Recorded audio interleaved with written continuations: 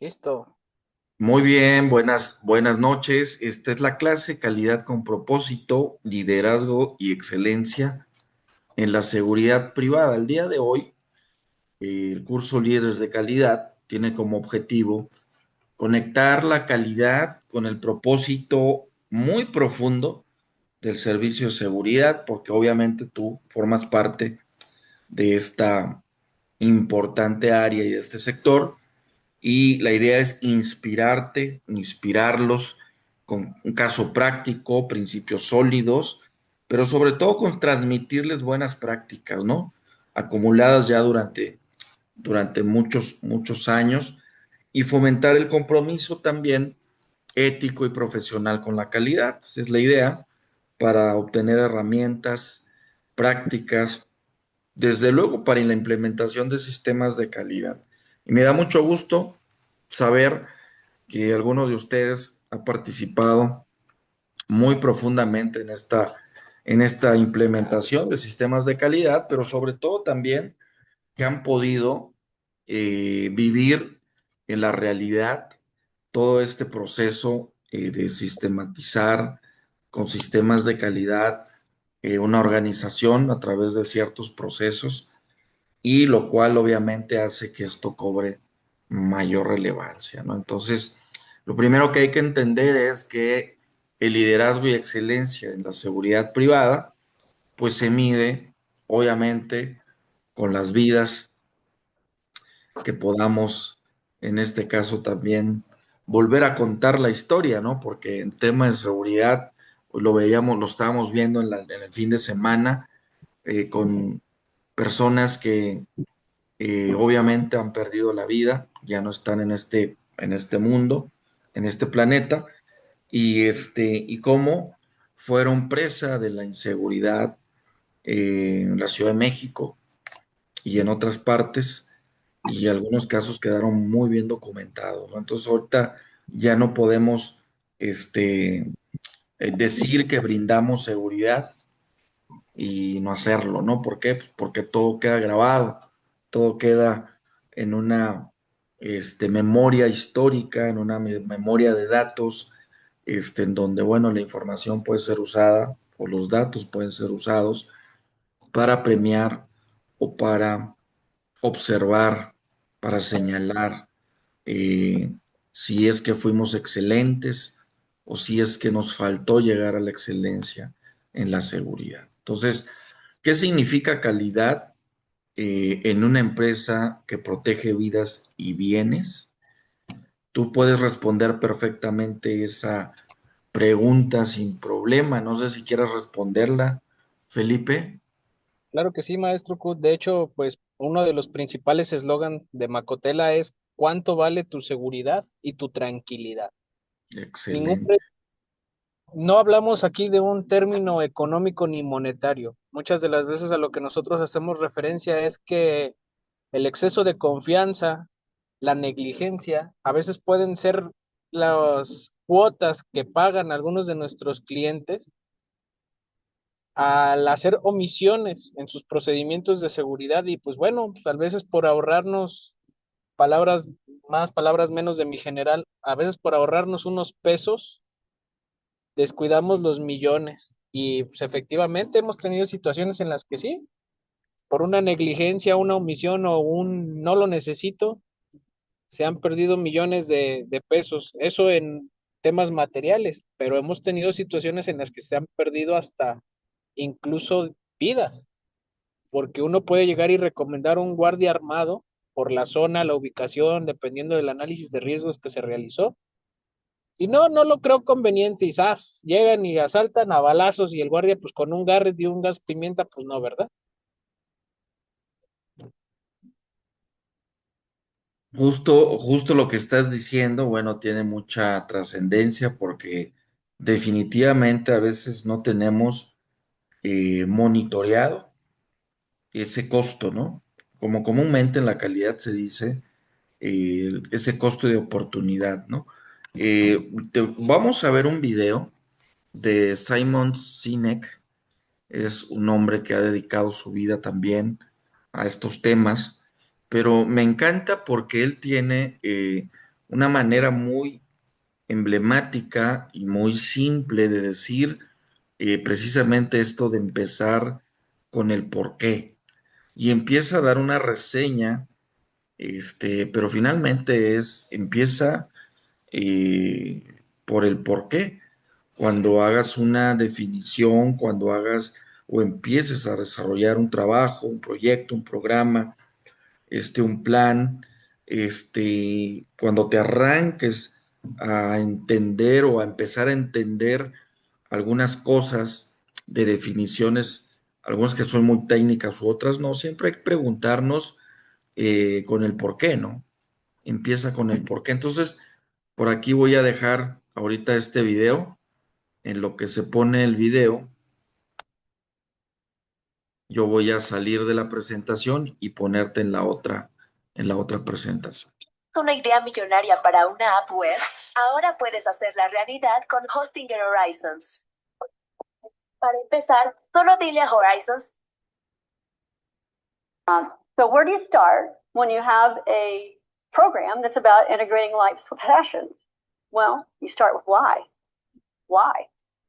And that kicks us off for the first speaker tonight, Simon Sinek, in his talk, Start with Why. We assume even we know why we do what we do. But then how do you explain when things don't go as we assume? Or better, how do you explain when others are able to achieve things that seem to defy all of the assumptions? For example, why is Apple so innovative? Year after year after year after year, they're more innovative than all their competition. And yet they're just a computer company. They're just like everyone else. They have the same access to the same talent, the same agencies, the same consultants, the same media. Then why is it that they seem to have something different? Why is it that Martin Luther King led the civil rights movement? He wasn't the only man who suffered in a pre-civil rights America, and he certainly wasn't the only great orator of the day. Why him? And why is it that the Wright brothers were able to figure out controlled powered manned flight when there were certainly other teams who were better qualified, better funded, and they didn't achieve powered manned flight? The Wright brothers beat them to it. There's something else at play here. About 3.5 years ago, I made a discovery. And this discovery profoundly changed my view on how I thought the world worked, and it even profoundly changed the way in which I operate in it. As it turns out, there's a pattern. As it turns out, all the great and inspiring leaders and organizations in the world, whether it's Apple or Martin Luther King or the Wright brothers, they all think, act, and communicate the exact same way. And it's the complete opposite to everyone else. All I did was codify it. And it's probably the world's simplest idea. I call it the golden circle.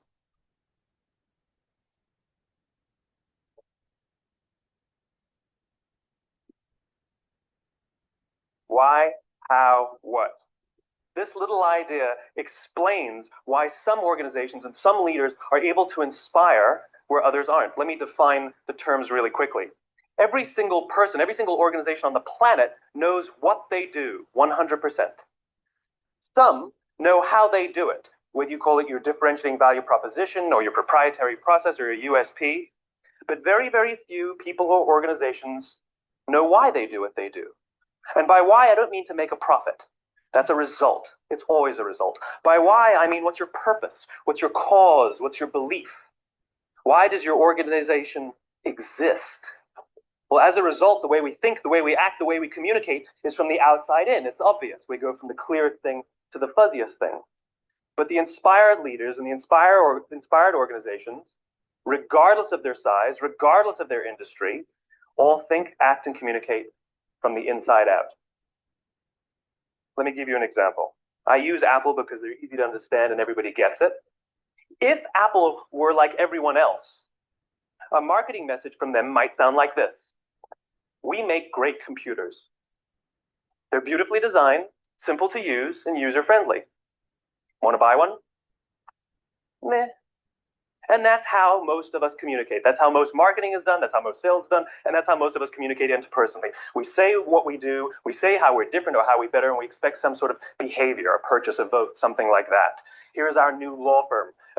We have the best lawyers with the biggest clients. We have, we always perform for our clients, do business with us. Here's our new car. It gets great gas mileage. It has, leather seats. Buy our car.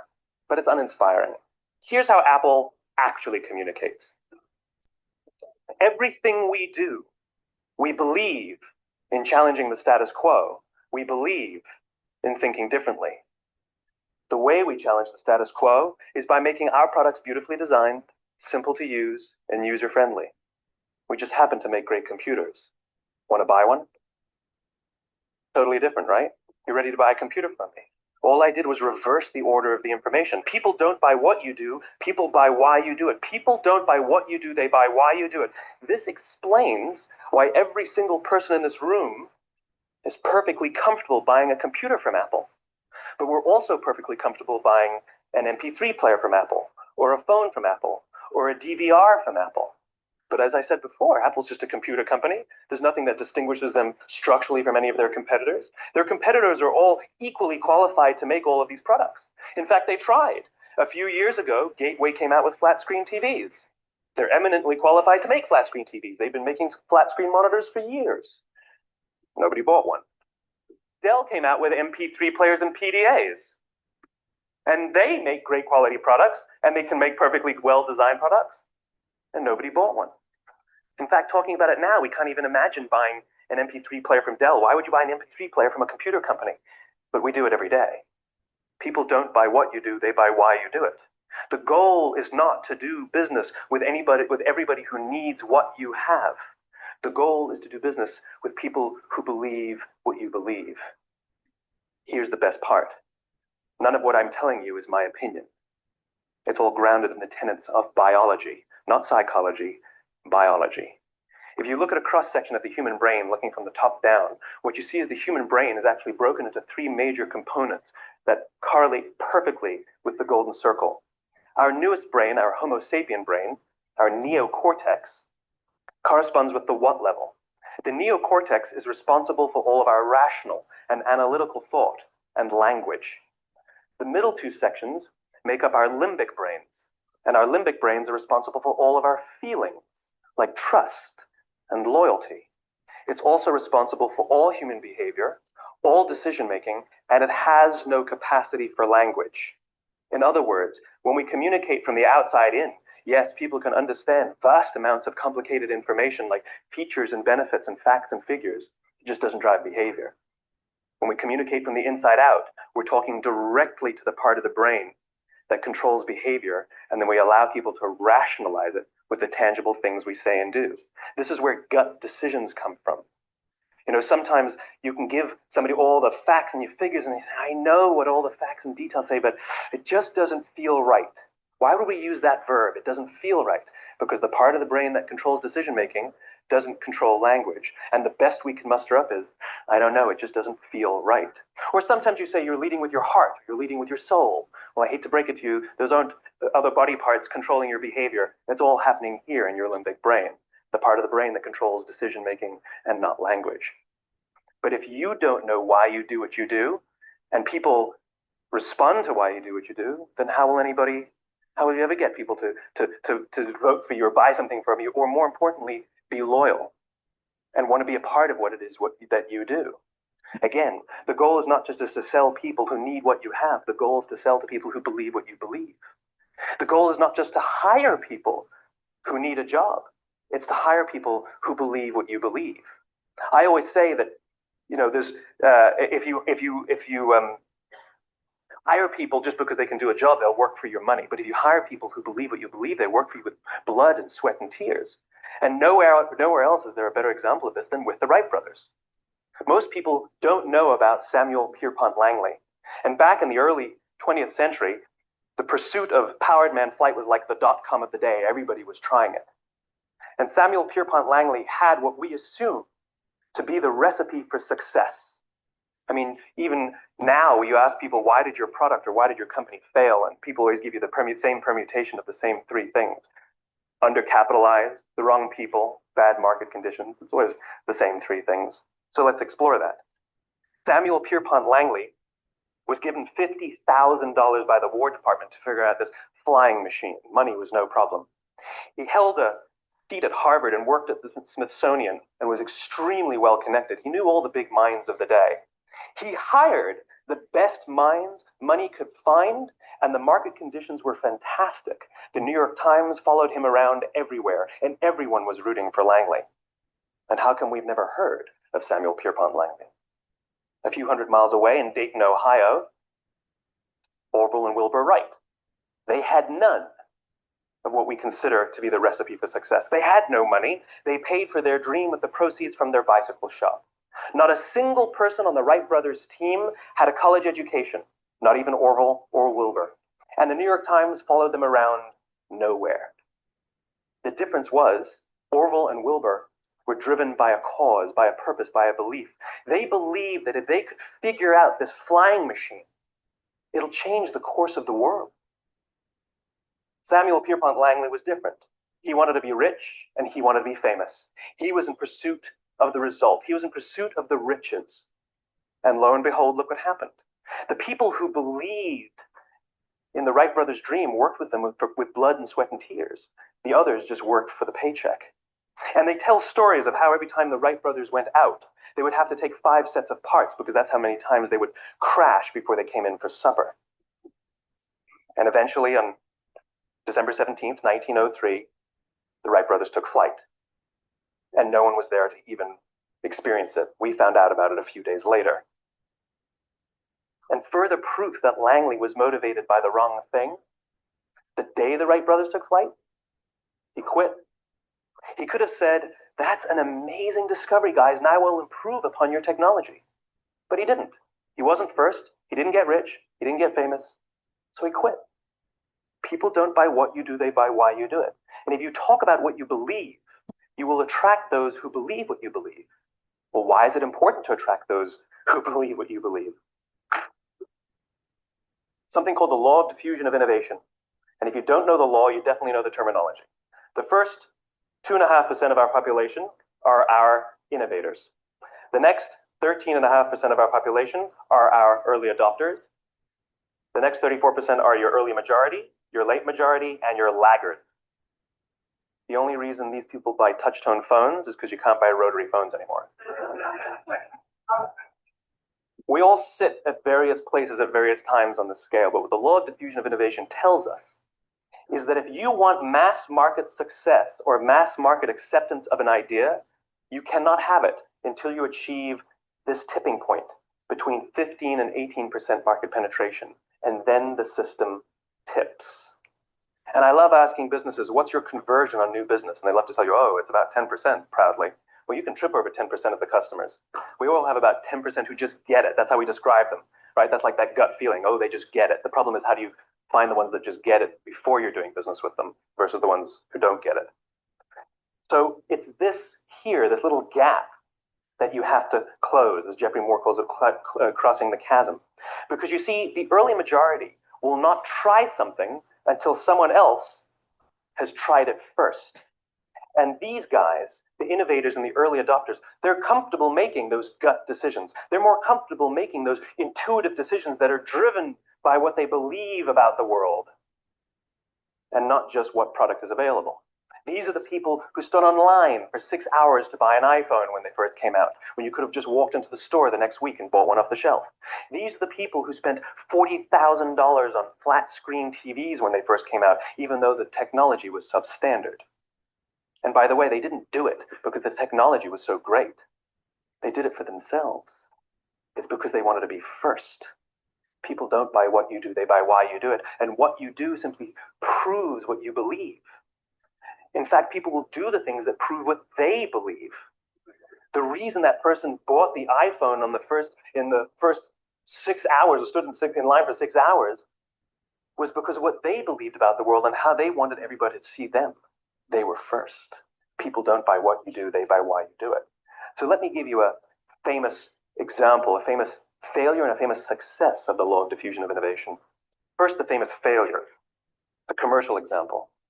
As we said before a second ago, the recipe for success is money and the right people and the right marketing conditions, right? You should have success then. Look at TiVo. From the time TiVo came out about 8 or 9 years ago to this current day, they are the single highest quality product on the market. Hands down, there is no dispute. They were extremely well funded. Market conditions were fantastic. I mean, we use TiVo as a verb. I TiVo stuff on my piece of junk Time Warner DVR all the time. But TiVo is a commercial failure. They've never made money. And when they went IPO, their stock was at about $30 or $40 and plummeted, and it's never traded above 10. In fact, I don't think it's even traded above 6, except for a couple of little spikes. Because you see, when TiVo launched their product, they told us all what they had. They said, we have a product that pauses live TV, skips commercials, rewinds live TV, and memorizes your viewing habits without you even asking. And the cynical majority said, we don't believe you. We don't need it. We don't like it. You're scaring us. What if they had said, if you're the kind of person who likes to have total control over every aspect of your life, boy, do we have a product for you. It pauses live TV, skips commercials, memorizes your viewing habits, etc., etc. People don't buy what you do, they buy why you do it, and what you do simply serves as the proof of what you believe. Now let me give you a successful example of the law of diffusion of innovation. In the summer of 1963, 250,000 people showed up on the Mall in Washington to hear Dr. King speak. They sent out no invitations, and there was no website to check the date. How do you do that? Well, Dr. King wasn't the only man in America who was a great orator. He wasn't the only man in America who suffered in a pre-civil rights America. In fact, some of his ideas were bad, but he had a gift. He didn't go around telling people what needed to change in America. He went around and told people what he believed. I believe, I believe, I believe, he told people. And people who believed what he believed took his cause and they made it their own. They told people. And some of those people created structures to get the word out to even more people. And lo and behold, 250,000 people showed up on the right day, on the right time to hear him speak. How many of them showed up for him? 0. They showed up for themselves. It's what they believed about America that got them to travel on a bus for 8 hours to stand in the sun in Washington in the middle of August.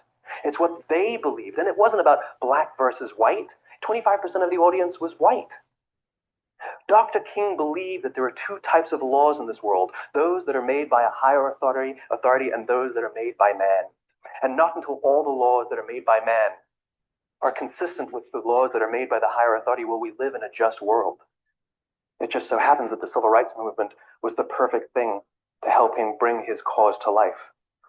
We followed not for him, but for ourselves. And by the way, he gave the I have a dream speech, not the I have a plan speech.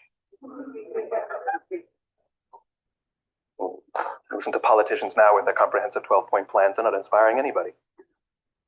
Because there are leaders and there are those who lead. Leaders hold a position of power or authority, but those who lead inspire us. Whether they're individuals or organizations, we follow those who lead, not because we have to, but because we want to. We follow those who lead, not for them, but for ourselves. And it's those who start with why that have the ability to inspire those around them or find others who inspire them. Thank you very much.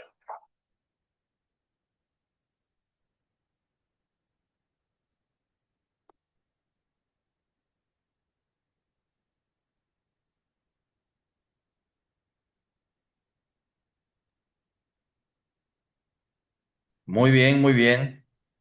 ¿Qué te pareció, Felipe? Es una descripción muy exacta de cómo se dividen las personas que tienen una visión y una misión de las que simple y sencillamente son seguidores. Está tremendo, ¿no? Habló de la corteza prefrontal. Si te diste cuenta, el liderazgo, bueno, cuando decimos qué significa calidad en una empresa que protege vidas y bienes, pues desde luego tiene mucho que ver con el razonamiento, con la toma de decisiones, con la importancia inclusive de las personas que están en esa toma de decisiones, pero que también tiene que ver con cómo usamos el cerebro, las formas que hemos aprendido a usar las diferentes partes de nuestro cerebro, y él las dividió perfectamente en tres: la reptiliana, que estaba fuera del círculo, después un poquito más arriba, digamos, aquella que tiene que ver con la más, digamos, una de las más, digamos, nuevas, pero la más nueva, que es la prefrontal, es la que está justo enfrente de nuestro cráneo. O sea, esta parte del cerebro en donde arribita de la frente, toda la parte de la frente, pues se le llama prefrontal. Y seguramente ahí es donde pues se anidan la toma de decisiones, ¿no? La llamada última en llegar, que es en este caso esta parte del cerebro, pero que es la primera en gobernar, ¿no? A veces queremos tomar decisiones desde un cerebro reptiliano que solo huye, que solo tiene temor, y queremos tomar decisiones desde otra parte del cerebro, pues que no alcanza a configurar todavía la experiencia, y ahí es donde entra precisamente el conocimiento, la sabiduría del líder para entender cómo es que funciona este cerebro, ¿no? Entonces, mientras el resto del cerebro se forma en las primeras edades, pues esta prefrontal prácticamente se crea, está nuevecita, por eso muchos no la usan, ¿no? Eh, Pareciera que, que alguien se esperó para que esta parte del cerebro se formara, pero bueno, finalmente es la que gobierna, es la que decide, es la que toma decisiones, y está ahí, justo en el lóbulo frontal, justo tras la frente de nosotros, y esta región no mueve músculos, no siente caricias ni escucha sonidos. Sin embargo, es la que gobierna y es la que reina el pensamiento, ¿no? Porque lo hace sin moverse, finalmente sin sentir o escuchar, lo que hace es decidir. Y ahí es donde el líder entiende, liderazgo de calidad entiende que tiene que centrar su fuerza mayor, su mayor discurso, su mayor ímpetu. Por eso decimos, es que hay mucha gente que no me inspira, porque dice las cosas de una manera que pues la escucha y la sienten mis otros cerebros, pero no está llegando al cerebro que reina y toma las decisiones. Entonces mucha gente se queda con una muy buena impresión, pero hasta ahí nada más, y no pasan más allá de la corteza prefrontal. Es decir, en esencia, esa corteza es la sede del libre albedrío. Finalmente es la que decide sí o no. Su materia no es el hierro ni el silicio, eh, como lo decía Isaac Asimov, uno de los grandes químicos, biólogos y estudiosos del comportamiento humano y del cerebro, sino más bien es una red finísima donde se producen millones de conexiones neuronales al día. Ahora, lo importante es cómo gestionar nuestra corteza prefrontal para tomar mejores decisiones, y cómo ayudarle a otras personas a que conecten esa parte del cerebro para tomar mejores decisiones, ¿no? Aunque esta, este, digamos, parte del cerebro es tan pequeña, es más pequeña que muchas otras partes del cerebro, esta sí puede tener guerras porque es la donde se toman las decisiones, ¿no? Esta inclusive sí puede escribir un poema o inclusive fundar una civilización. Y eso es algunas cosas en la vida, por ejemplo, cuando se estudian los temas de calidad, cuando vemos quiénes fueron los gurús, los grandes escritores, los grandes promotores de la cultura de la calidad, pero también aquellos que se esforzaron demasiado en hacerle ver a las personas por qué esta cultura de la calidad tenía que ser algo que en el tiempo tendría que ser implantado por grandes agentes de cambio, pues se dieron cuenta que tenían que empezar con esta pieza clave que es enseñar a las personas el por qué, ¿no? Entonces, a diferencia de otras estructuras del cerebro que obedecen al instinto, como decíamos, al reptiliano, o como la amígdala, ¿no? Que grita, que huye, que tiene temor, que tiene miedo, o el hipotálamo que exige comer cuando tiene hambre, taparse cuando tiene frío, destaparse cuando tiene calor.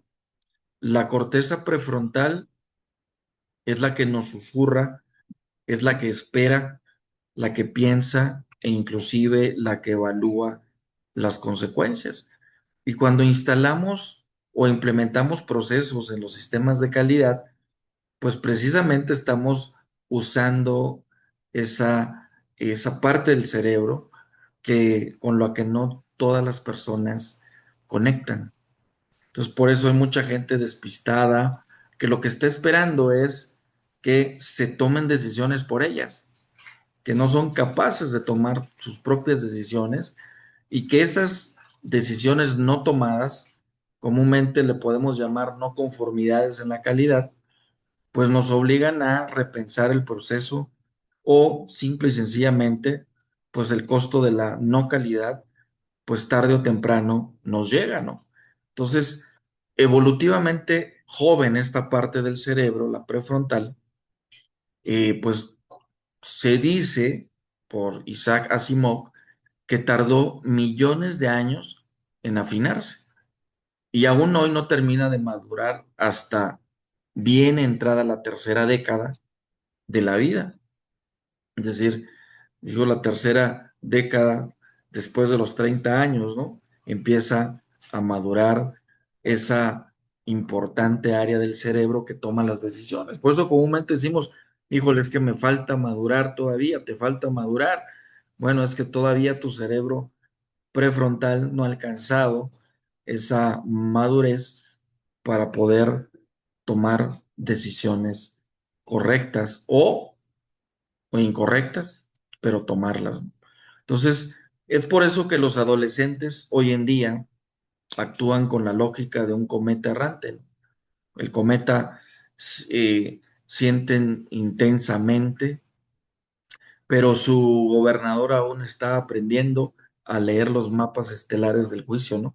Y la planificación, o sea, esa parte del cerebro aún está aprendiendo todavía a leer las instrucciones, cuando el joven trae un cerebro reptiliano que quiere actuar de manera impulsiva, que trae un hipotálamo que lo que quiere es refugiarse en una gran caverna o refugiarse en un grupo de amigos o refugiarse en una organización que le brinde la protección, pero porque él no es capaz de tomar decisiones por cuenta propia, ¿no?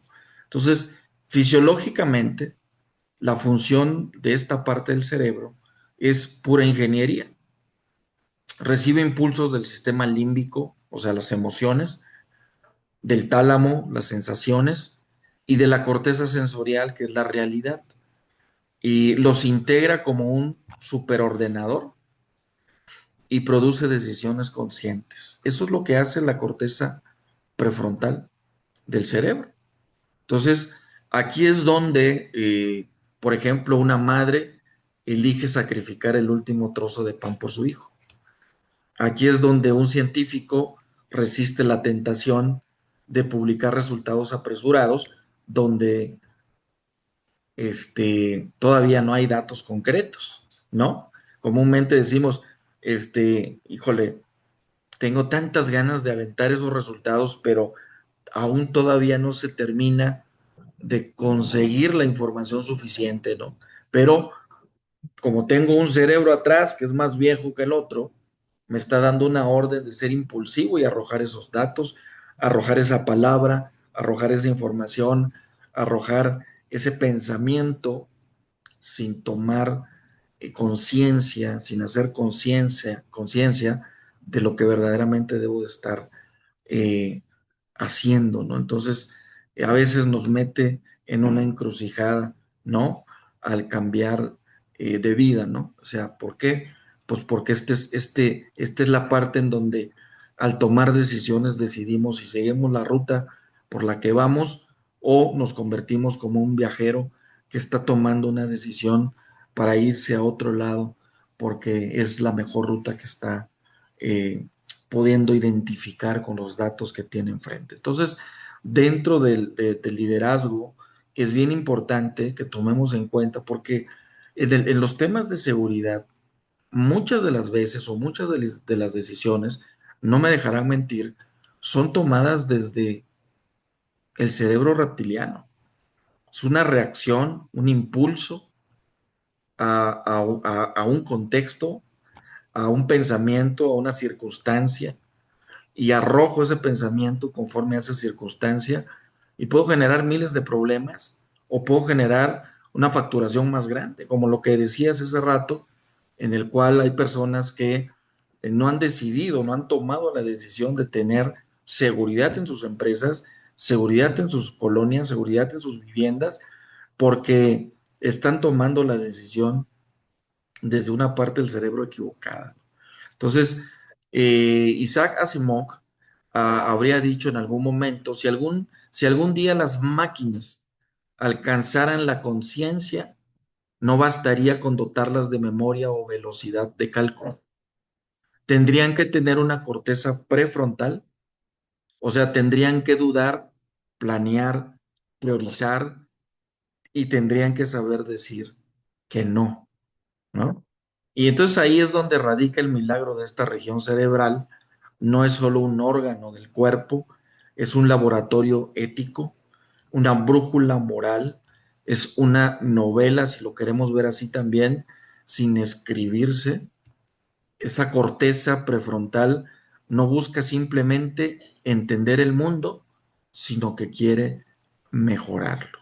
Entonces, esta primera reflexión de ir a la corteza prefrontal para tomar mejores decisiones es que tenemos que conocer más los aspectos de nuestro cuerpo, mucho más las maneras en las cuales tomamos decisiones, porque estamos protegiendo vidas, no solo bienes.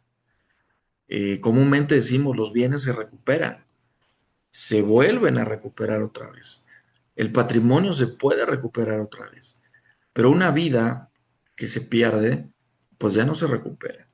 Entonces, un líder de calidad, centrado en la seguridad, tiene que aprender a pensar con esa corteza prefrontal, ¿no? Con esa parte del cerebro prefrontal y poder hablarle a las personas desde ahí, ¿no? Desde la seguridad en la toma de decisiones. Por eso comúnmente decimos que tu sí sea sí y que tu no sea no. O sea, pero ¿cómo? Con argumentos sólidos, ¿no? Con la metodología sólida que tienes que tomar decisiones. Entonces, yo no sé si hasta aquí tengas alguna pregunta, algún comentario, pero te estuvo a lo mejor sonando mucho lo que sucede en la organización o en la empresa, pero eso es lo que pasa muchas veces cuando no entendemos desde dónde estamos mandando los mensajes que estamos transmitiendo todas las mañanas, todas las tardes, todas las noches en las organizaciones. ¿Cómo ves? Pues era lo que platicábamos hace un momento, maestro. Al final del día son situaciones que no podemos controlar, los riesgos que corren muchas de las empresas o clientes que tenemos, pero al final del día poco a poco se ha generado un poquito más de conciencia. Y no hablo nada más en el tema de la seguridad, sino como lo mencionaban hace un momento en el video, los, más que nada, a nosotros nos funciona el ejemplo. La mayoría de nuestros clientes es por recomendación. Ujú. Muchas de las veces pasa una situación y es cuando ya acuden a nosotros. No son preventivos, sino que siguen siendo reactivos. Sí, tengo muchas dudas, hay muchas cosas que yo quisiera cambiar de nuestro sistema, pero me faltarían más cursos, más capacitaciones y siento que ni así lo completaría porque cada día surgen situaciones nuevas y diferentes. Muy bien. Hay por lo menos tres fundamentos de la calidad en seguridad privada. Yo creo que tú tienes algunos otros más porque lo has vivido de manera intensa y lo has recorrido también, pero permíteme mencionarte tres y me encantaría que en cada uno de ellos pudieras hacer una aportación porque es muy valiosa la aportación que puedes hacer. El primer fundamento de la calidad en seguridad tiene que ver con conocer la evolución de los sistemas de calidad, es decir, conocer las mejores prácticas en seguridad, conocer la evolución de los sistemas de calidad de la ISO, de esta familia de las ISOs 9000 o 9001, la versión que hoy en día existe. Eh, pero me queda claro que necesitamos verdaderamente conocer esa evolución para dar pasos, digamos, de gigantes o pasos muy bien sustentados en el proceso del cual estamos participando. El segundo de ellos tiene que ver con un enfoque centrado en el cliente más allá del usuario, lo que comúnmente decías muy atinadamente, es decir, nosotros muchas de las veces estamos ahí por la recomendación, por la buena experiencia que tuvo un cliente, nos recomendó con otro, pero un enfoque centrado en el cliente más allá del usuario. Y el cliente, desde luego, es muy diferente que el usuario, ¿no? El cliente es el que espera recibir una solución. El usuario es el que va por única y exclusivamente encargarse de la funcionalidad de lo que está comprando. Pero el cliente, esta figura que hemos usado durante muchísimos años en las transacciones, eh, pues tiene que ver con que el cliente verdaderamente tiene un espíritu, no solo de dueño, no solo de ambición, porque también los clientes son muy ambiciosos, sino que tiene una perfecta conexión con lo que está queriendo adquirir, porque lo decíamos hace rato, cuando el cliente te contrata y es porque tomó una decisión que pasó por esa corteza prefrontal y le hizo clic porque millones de conexiones neuronales conectaron con tu empresa, contigo, con su organización. Y esa es una clave importante. Y el tercer fundamento tiene que ver con el rol de liderazgo ético y visible, ¿no? No solo aquel liderazgo ético que se esconde, aquel liderazgo ético que actúa desde la trinchera, sino aquel liderazgo ético que puede ser visible y que además esa visibilidad le da la oportunidad también de que otros le conozcan y de que otros entiendan que verdaderamente existe ese liderazgo de calidad en lo que está ofreciendo. Entonces, esos tres grandes fundamentos, primero con la evolución, voy con la evolución, Felipe. ¿Cómo entiende Felipe la evolución de los sistemas de la calidad para mejores prácticas en seguridad? Tan sencillo como al hablar que nosotros manejamos capital humano. El servicio que nosotros damos depende única y exclusivamente del capital humano con el que trabajamos. Entonces, la evolución que ha tenido el sistema de gestión de calidad ya no solo está enfocado a una norma ISO internacional que controla procesos y documenta y registra, sino que también ahora está enfocada a las normas 035, porque ya también empiezan a emanar temas psicosociales, de gobernanza, sociales, las emparejan con el SR, entonces la evolución que tiene este sistema de calidad, ya es año con año, y cada año nos obliga y nos va orillando más y más a tomar en cuenta los aspectos sociales, los aspectos ambientales. Precisamente ayer en la conferencia de empresa socialmente responsable participó una de las CEO regionales de cadena FEMSA OXXO. Ellos ya están adoptando medidas eléctricas para la Agenda 2030 y le hicieron una pregunta muy acertada. ¿Cómo FEMSA está trabajando para mejorar o atacar los aspectos ambientales? Y la respuesta me encantó, porque dice, FEMSA no está trabajando, FEMSA no está planeando, FEMSA está mejorando programas y planes que ya implementaron hace 5 años. En ese momento la sala se quedó muda y solo nos dejaron en claro una situación. Mientras nosotros estamos planeando, FEMSA ya está en la mejora continua. Eso explica el porqué del crecimiento de su cadena de valor y de suministro. Desde luego, ¿no? Te das cuenta cómo emergen empresas de este gran calado, con este conocimiento de la evolución en los sistemas y conocen tan la evolución de los sistemas que se han adelantado, van 3, 4, 5 pasos adelante de sus principales competidores, ¿no?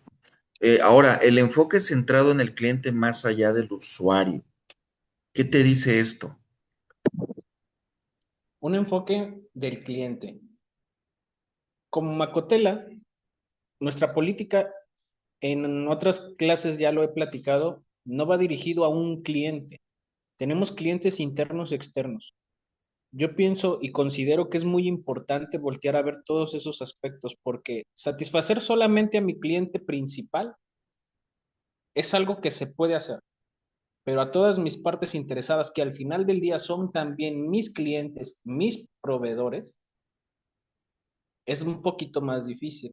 Pero cumpliendo con ese criterio de calidad de partes interesadas, podemos mejorar y podemos lograr la mejora continua y la armonía perfecta en nuestros sistemas de gestión.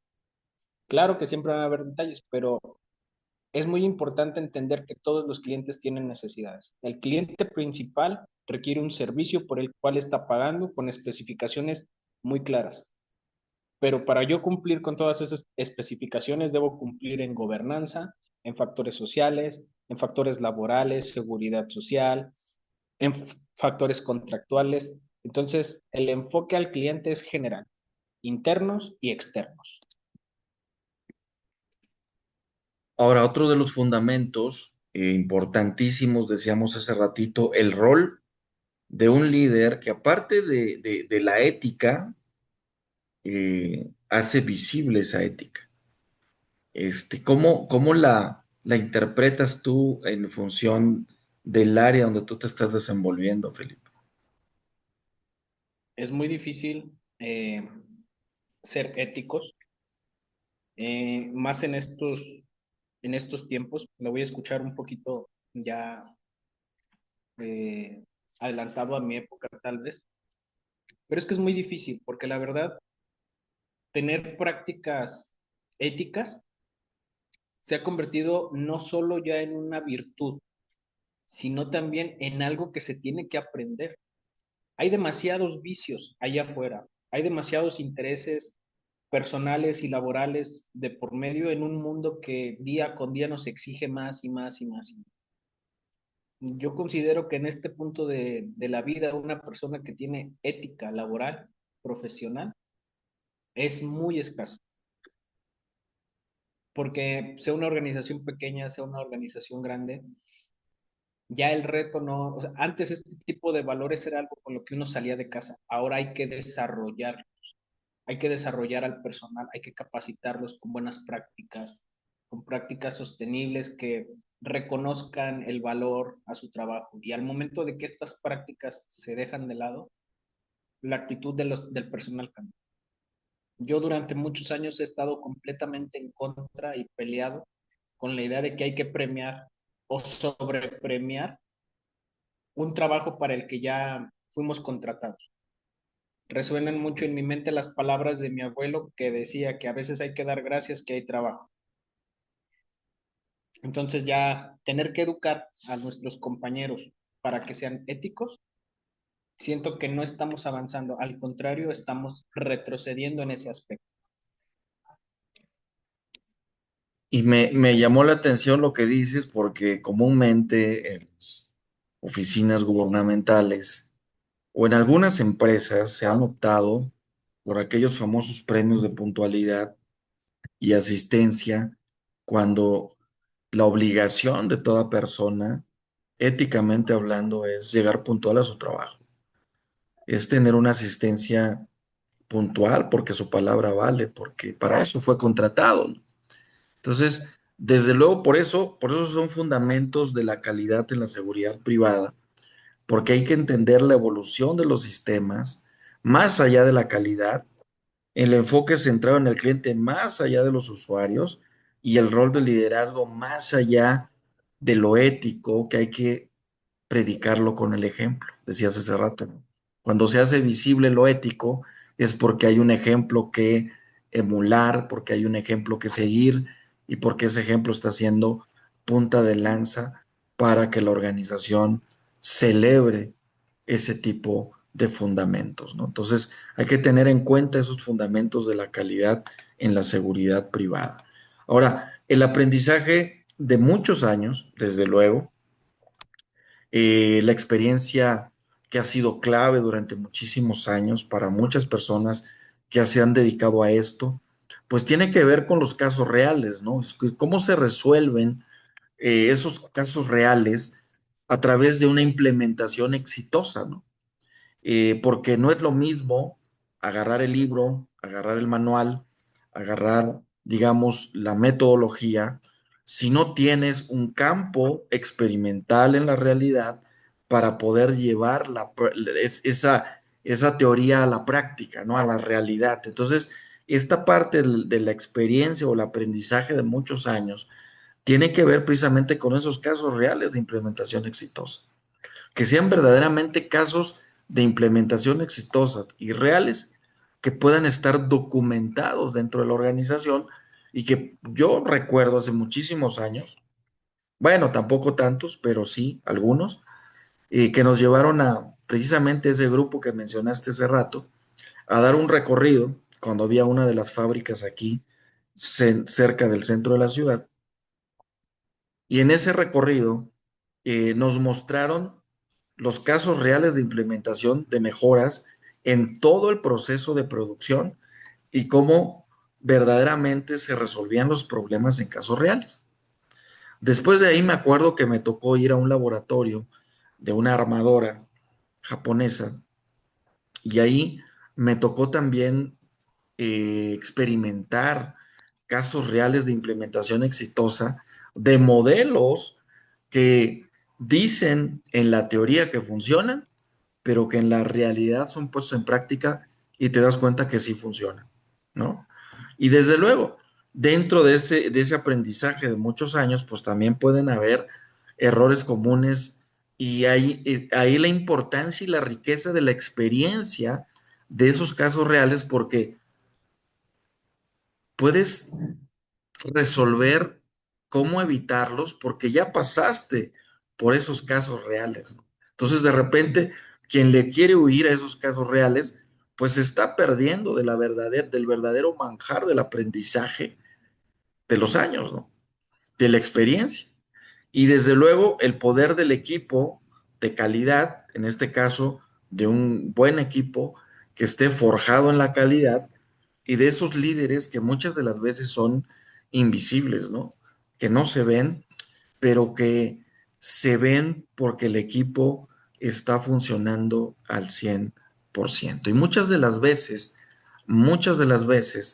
los líderes de calidad en seguridad privada, pues lo que hacen es que preparan al equipo para que ellos no se vean tan visibles, ¿no? Entonces, si preparan un gran equipo, que cuando hablan dices que hay un gran equipo, que cuando se van dicen se queda un gran equipo, que cuando llegan dice me voy a arropar de un gran equipo, que cuando están en el proceso más álgido, más difícil de las tomas de decisiones dicen confío en el equipo, amo al equipo. Entonces, eso es bien importante, el aprendizaje de muchos años, que te puede acortar tiempos, recursos, pero también muchos dolores de cabeza, ¿no? En la mejora continua en el Kaizen, ¿no? Entonces, vamos a ver un video. Te voy a pedir que pongas mucha atención también a este video, ¿sale? Y volvemos enseguida. Muy bien.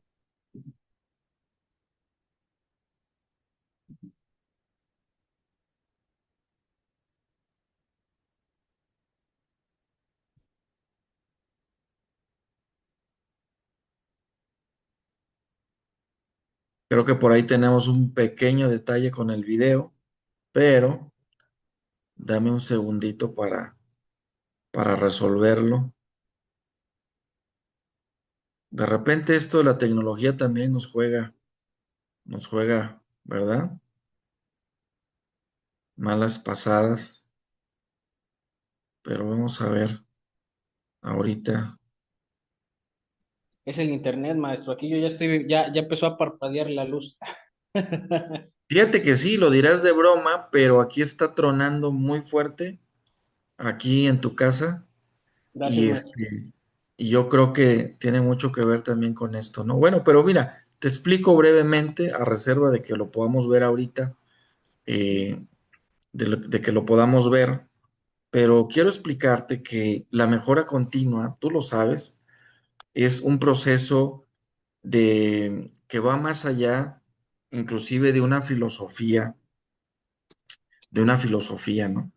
La mejora continua es como aquella persona que construye su hábito de una manera personal, sus hábitos de una manera personal, y que constantemente está buscando el mejor hilo para coser esa estructura que llamamos calidad o ese constructo intelectual que llamamos calidad y constantemente está hilvanando y está tejiendo para mejorar esa gran estructura, constructo, es esa forma que la calidad le da a muchas de las cosas, ¿no? Y la calidad, por ejemplo, interior de una persona se puede medir a través de sus frutos, de los frutos que da a otras personas. Pero también la calidad y exterior se puede medir, como comúnmente lo hemos dicho y lo hemos aprendido, por la recomendación que otras personas dan de lo que está sucediendo.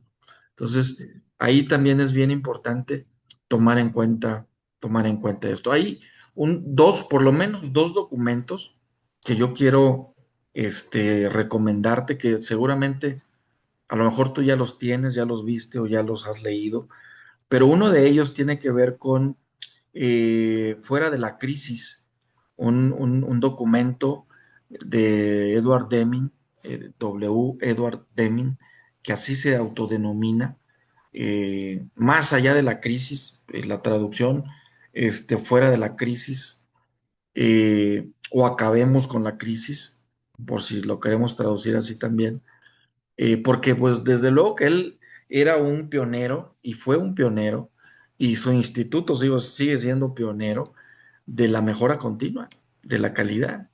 Entonces, en la crisis encontramos grandes oportunidades. Desde luego, este proceso de implementar sistemas de calidad en la organización, en la empresa, no nació ayer ni nació antier, tiene una evolución, tiene una parte histórica muy importante. Por eso es bien interesante conocer cómo es que hemos pasado de aquellas famosas eh, producciones en serie a este tipo de producciones en redes, ¿no? Hoy en día, en donde pues ya, ya no necesito estar en la empresa para estar produciendo algo. Si estoy en la India, puedo estar produciendo un software, pero mi empresa está en Chicago y el que toma las decisiones financieras puede estar en las islas de Hawái y el que se encarga de los inventarios puede estar en Panamá. Y esa construcción en redes de hoy en día, pues nos hace pensar en la que la calidad no es un departamento, ¿no? Es una actitud transversal. La calidad, Maestro, sí, dime a tus te- órdenes. tengo una duda. Sí, Ayer alguien me hizo una pregunta. Era, creo, un director de operaciones. ajá. Estábamos platicando en este evento y compartiendo ideas. Dos locos en una ciudad que no conocemos, con gente que no conocimos.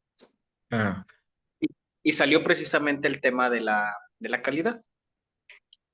Me pregunta que cuál era mi función, pues, gerente de calidad, el gerente de operaciones, enemigos a muerte, por más no poder, ¿verdad?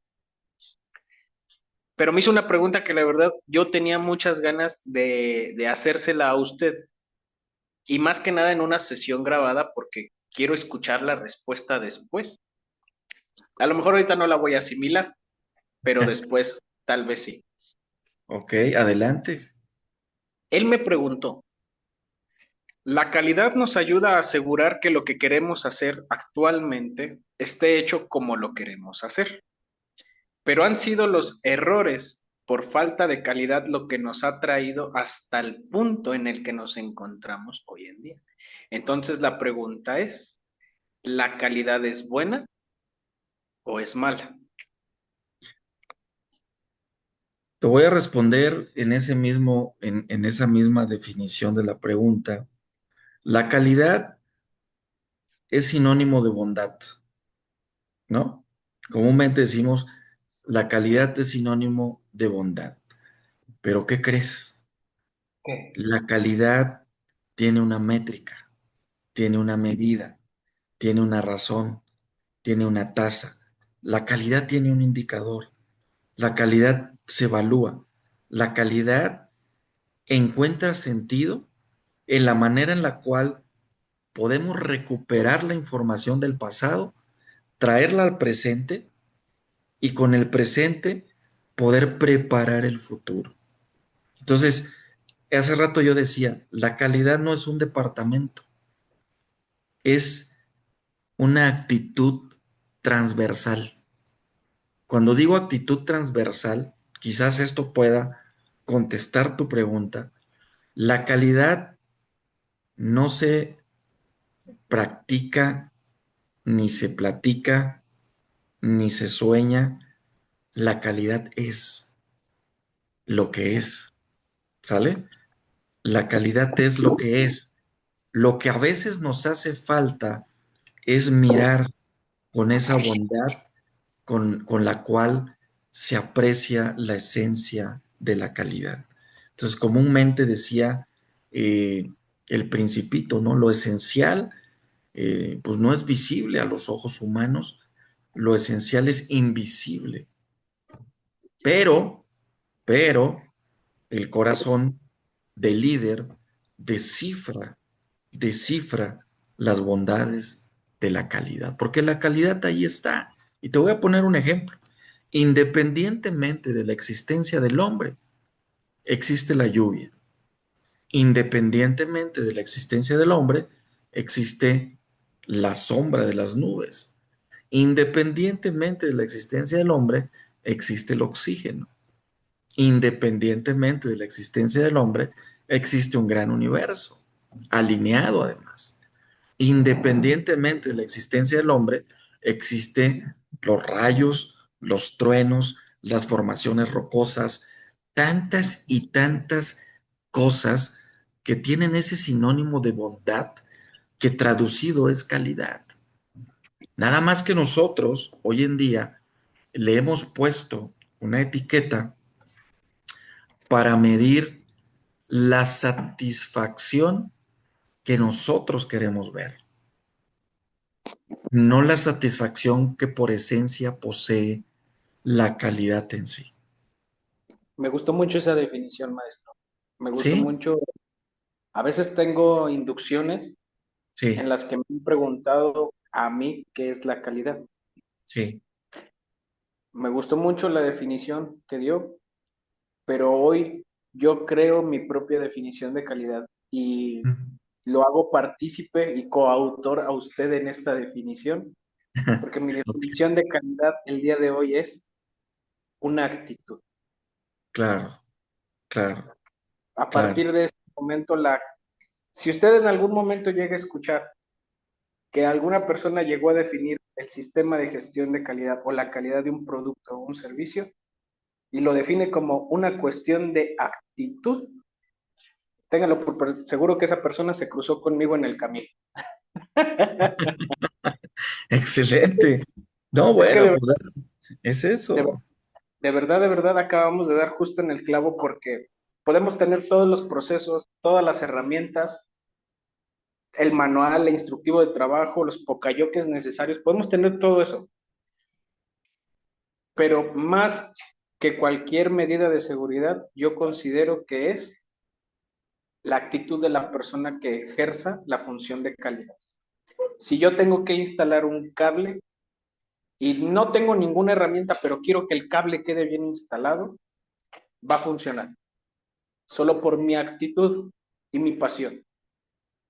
Pero aunque tenga todas las herramientas en la mesa, todos los controles, capacitaciones y medidas necesarias, y no le pongo ni el más mínimo interés, ese cable no va a funcionar. Y volvemos a lo que decía el video que vimos de Simone, que va a la corteza prefrontal, porque ahí está y ahí se anida las decisiones con las que precisamente se actúa en la vida. Y cuando digo actuar en la vida es las actitudes con las cuales actuamos en la vida, ¿no?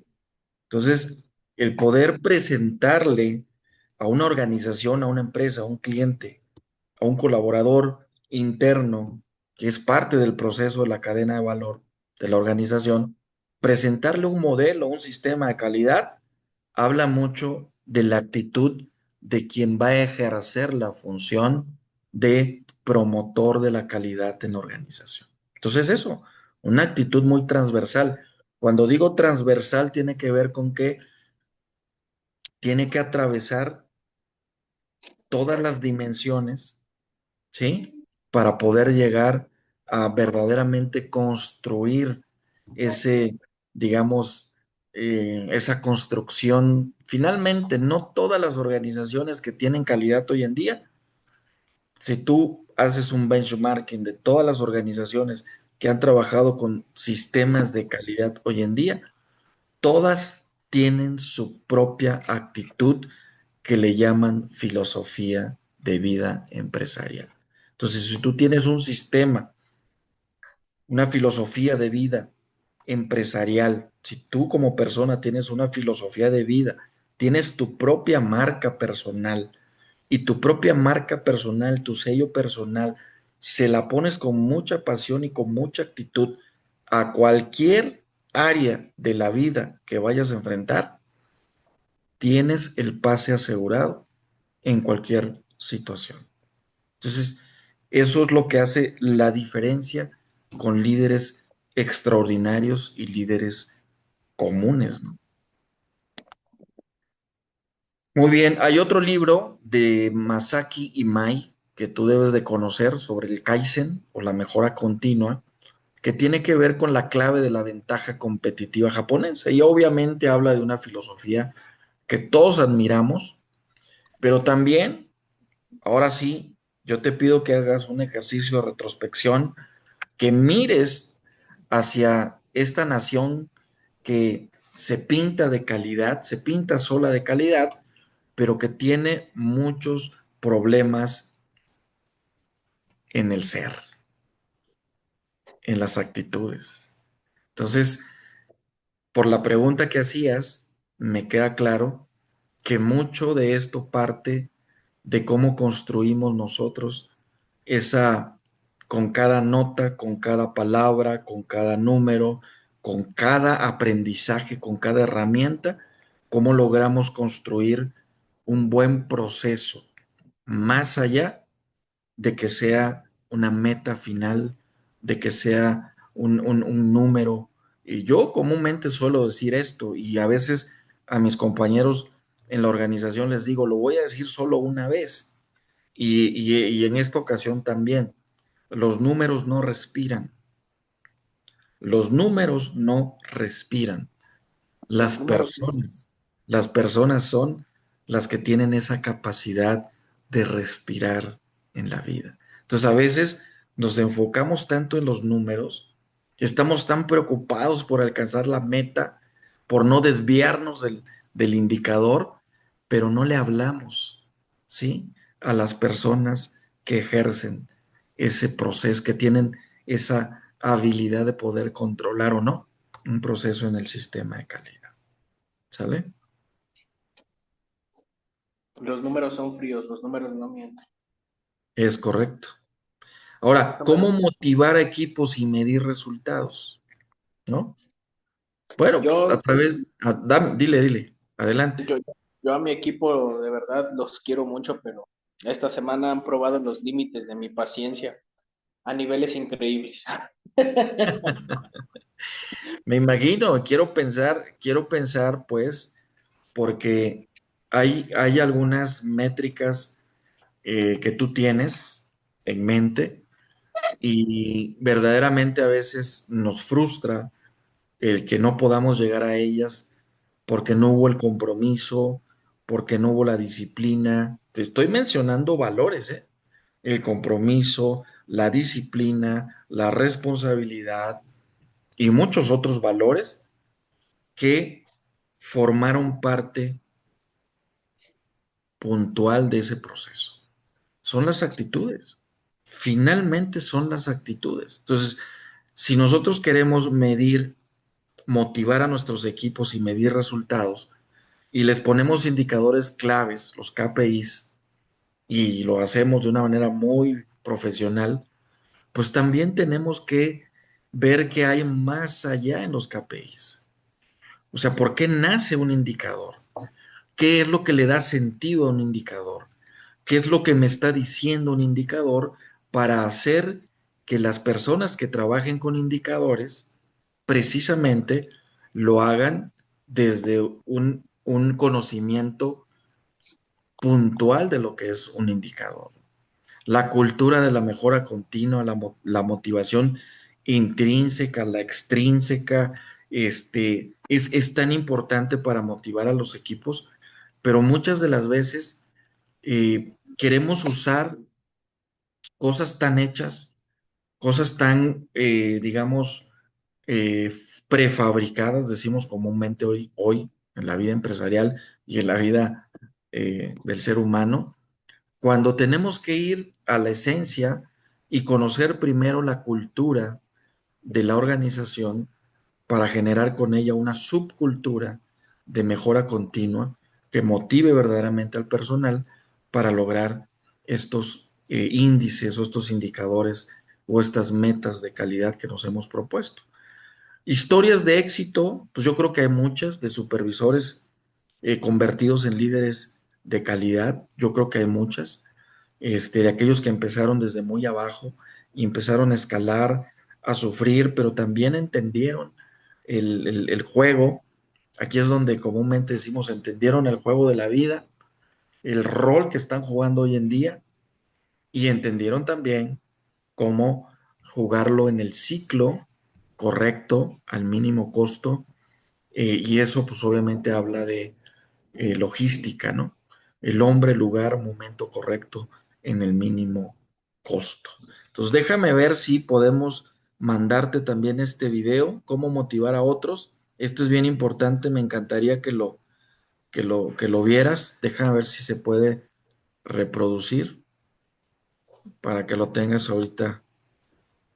Aquí está. There's no easy business in EV charging. If you think that you can make quick money here, I mean, you're in the wrong industry. Join Europe's leading EV.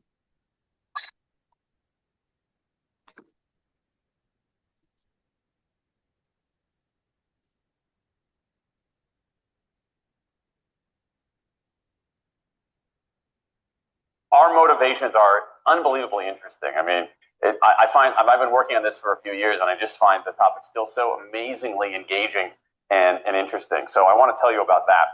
The science is really surprising. The science is a little bit freaky. Okay, we are not as endlessly manipulable and as predictable as you would think. There's a whole set of unbelievably interesting studies. I want to give you two. that call into question this idea that if you reward something, you get more of the behavior you want. If you punish something, you get less of it. So let's go from London to Main Street of Cambridge, Massachusetts, in the northeastern part of the United States. And let's talk about a study done at MIT, Massachusetts Institute of Technology.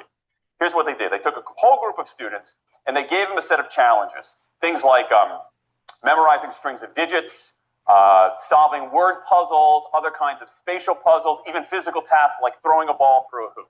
Okay, they gave them these challenges and they said to incentivize their performance, they gave them 3 levels of rewards. Okay, so if you did pretty well, you got a small monetary reward. If you did medium well, you got a medium monetary reward. And if you did really well, if you were one of the top performers, you got a large cash prize. Okay? We've seen this movie before. This is essentially a typical motivation scheme within organizations, right? We reward the very top performers, we ignore the low performers, and the other folks kind of in the middle. Okay, you get a little bit. So what happens? They do the test, they have... Adelante, adelante. A eso es a lo que me refería hace un momento, maestro.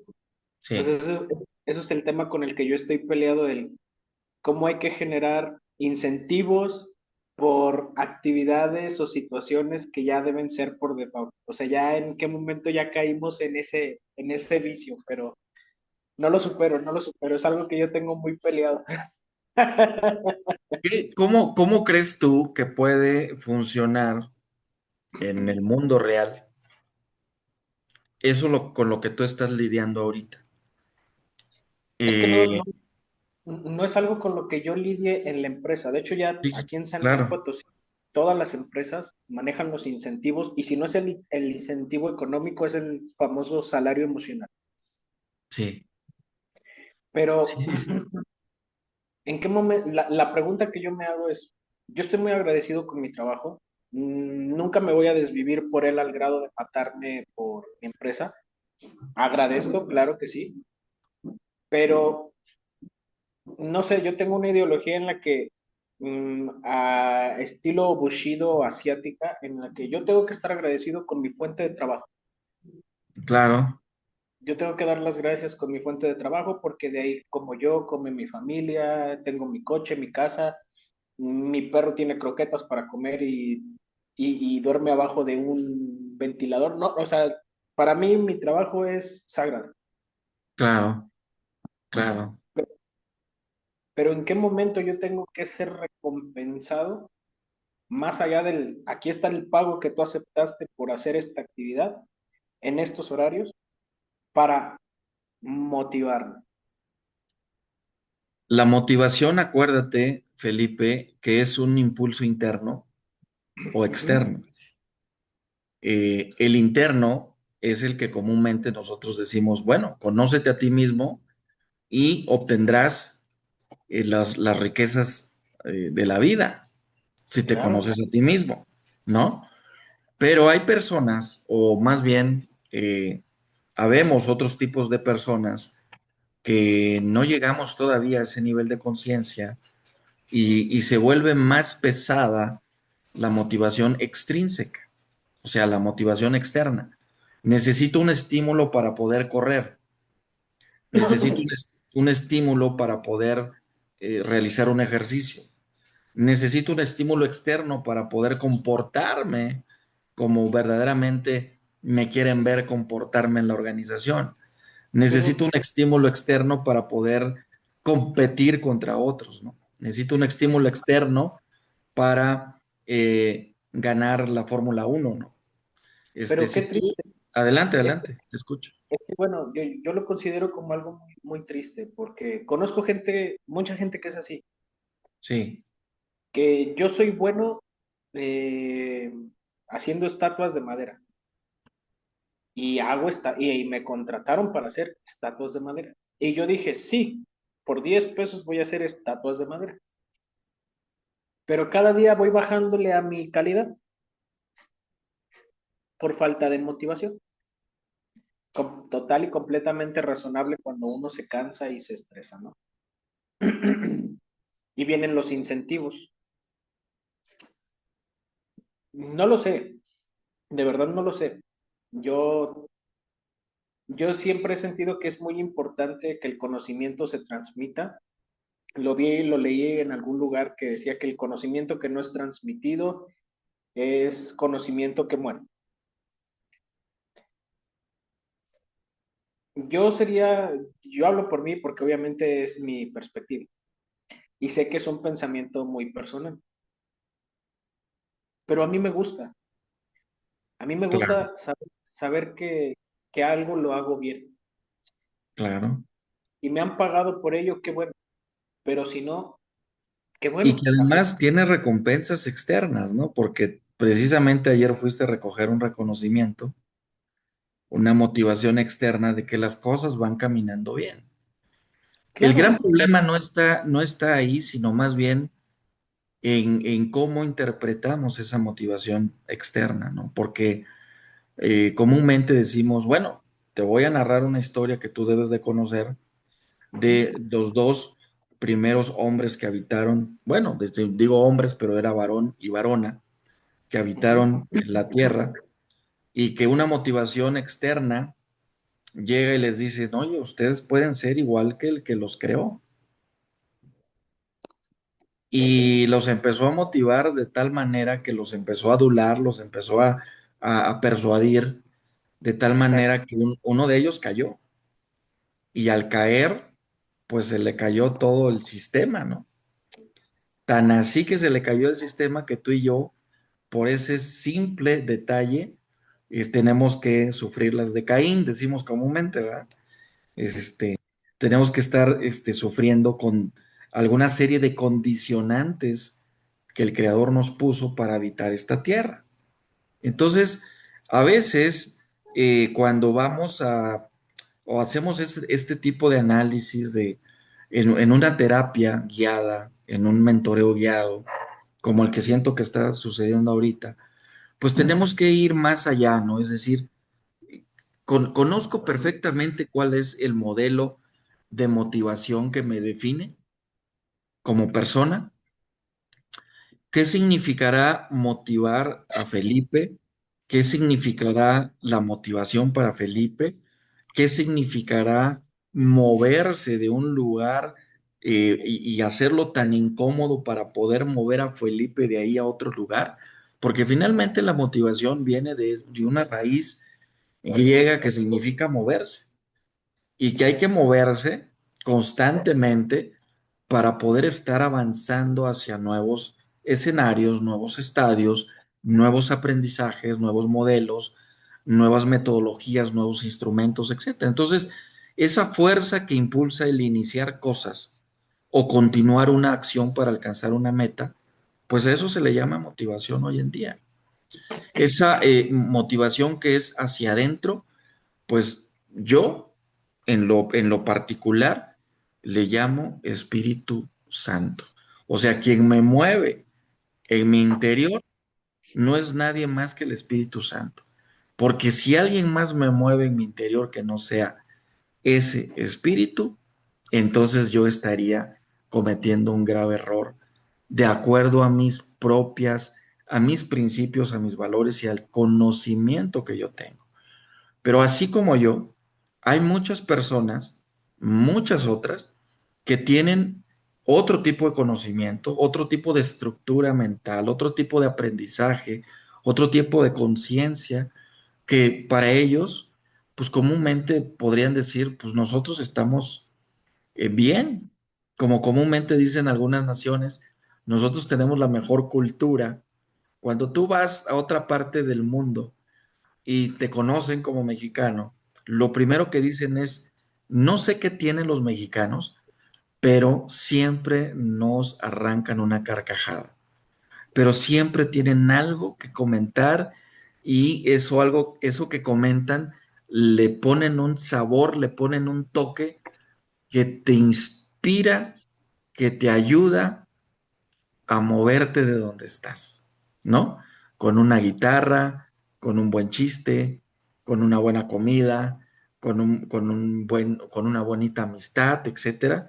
El mexicano ha demostrado que tiene una cultura propensa a mover otras culturas. Y así sucede o así ha sucedido durante la evolución de las culturas en tiempos remotos. Entonces, la importancia es que la motivación es la clave para alcanzar metas personales, pero también metas profesionales y académicas, ¿no? Eh, pero tú hazte la pregunta, ¿qué motiva a Felipe levantarse todas las mañanas a la misma hora, ponerse el sombrero de calidad y salir a dar todo por esa organización? ¿Qué lo motiva? ¿No? Hay una Quiero, motivación intrínseca. Te escucho. quiero, quiero más. Bueno, Quiero, no lo digo en el mal sentido, sí, sí, pero claro, claro. el día de ayer, este señor, no sé quién era, no, ni siquiera le pregunté su nombre, o sea, la plática se dio tan natural.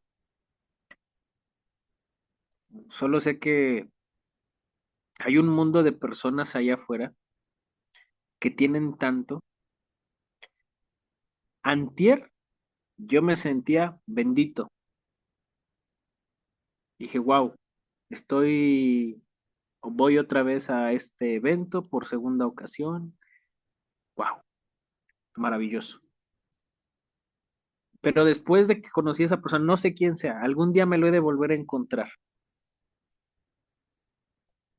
Me hizo que mi ambición creciera más. Quería conocer más gente como él.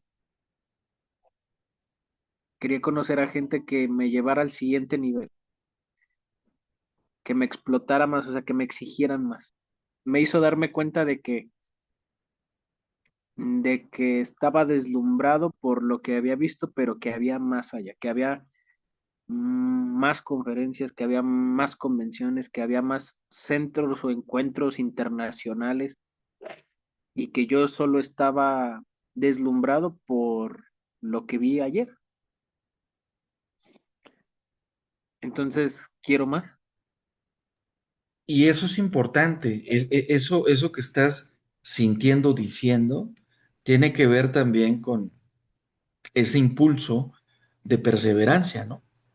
De la voluntad, inclusive también de la actitud positiva, ¿no?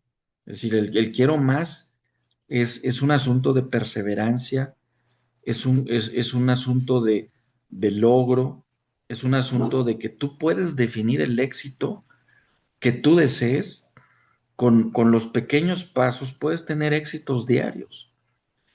No comprarnos la idea de que el éxito está encapsulado o el éxito está eh, en un trofeo o el éxito llega cada 4 años o cada 6 años. No, el éxito puede llegar ahorita, cada segundo de tu vida, si aprendes a tener esa motivación intrínseca de la que te estoy hablando. El éxito es todos los días, a todas horas. Y eso cambia la percepción de la vida, cambia la percepción del infinito, cambia la percepción de tu ser, cambia la percepción de quién eres. Por lo tanto, cambia la percepción de los que están enfrente de ti. Reconoces la existencia de las otras personas que tienes enfrente de ti. Entonces, ¿cómo aumentar esa motivación? Define tus metas con claridad, ¿no? Definamos metas con claridad personales, organizacionales, y hay que hacerlas compatibles. Establecer objetivos muy claros, muy realistas, identificar nuestras motivaciones, reconociendo qué nos impulsa a lograr nuestras metas. ¿Qué me está diciendo mi cuerpo, mi mente, mi espíritu, mis emociones?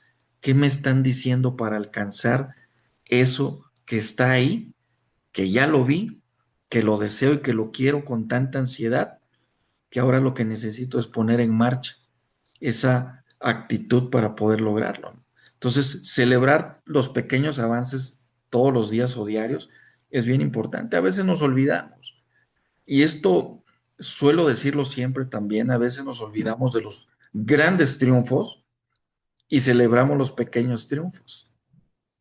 Los grandes triunfos son volver a tener la vida cada mañana, Los pequeños triunfos son las metas que estoy alcanzando en la organización. A veces les damos más peso a esos pequeños triunfos que a los grandes triunfos, de tener una vida, de tener amigos, de tener historia, de tener, como lo decías hace rato, de que mi mascota esté ladrando en este momento y tenga croquetas y tenga un techo para que no se moje y se resguarde de la intemperie. Pero es importante celebrar esos pequeños avances. A veces lo hemos perdido de vista, ¿no? Reconocer los logros, por pequeños que sean, es bien importante. Buscar apoyo, desde luego que sí, un mentor, un asesor, una persona, un colaborador con el cual puedas tener una conversación sin protocolo, sin manuales de por medio, sino simple y sencillamente tomarte una taza de café los viernes con alguien, o tomarte una taza de café para platicar de esto con alguien. Y eso creo que vale la pena, eso creo que tiene un significado importante porque venimos a este mundo a relacionarnos con otras personas. Venimos primero a tener una relación, yo lo decía, allí en Macotela cuando estábamos en la clase aquella del sábado, si no nos relacionamos con nuestra familia interior, va a ser bien difícil que nos podemos relacionar con esa familia exterior que ahí está, que la tenemos, pero que no la hemos valorado, ¿no? Entonces, superar los obstáculos es parte de esto.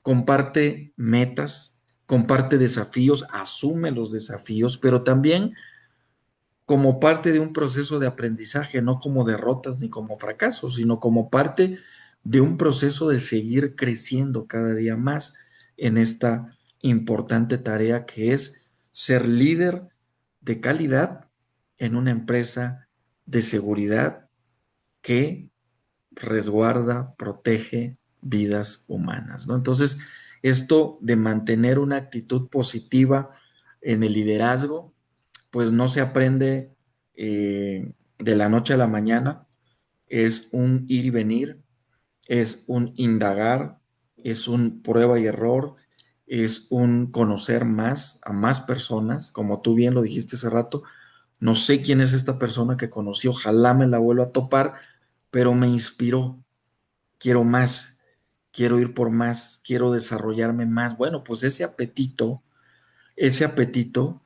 fue y es lo que le valió la pena de tu viaje a la Ciudad de México.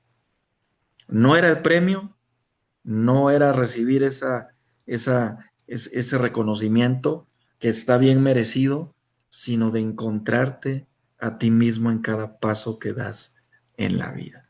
Ese es el verdadero premio que fuiste a obtener a la Ciudad de México, ¿no?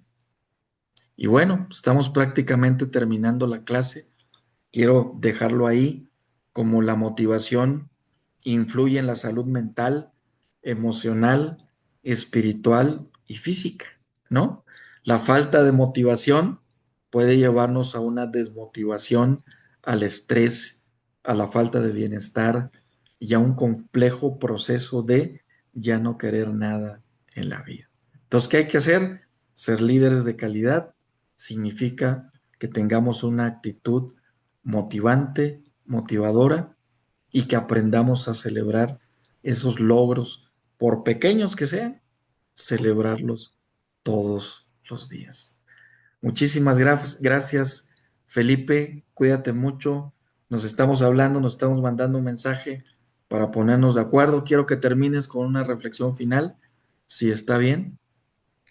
Claro que sí, maestro Kut. Y la verdad, para mí sería un honor y un gusto poder seguir aprendiendo de usted. Gracias, Sea, Iván. de verdad lo digo sincera y honestamente, el conocimiento adquirido sin una correcta guía puede ser perjudicial. Y si de alguna manera no he caído en el egocentrismo, ha sido por esa buena guía y esa buena directriz que he podido encontrar en su mentoría y en su amistad. Muchas gracias.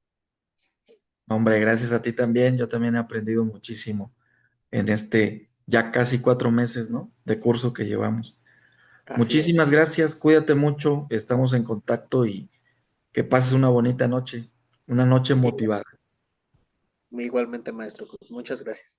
Gracias.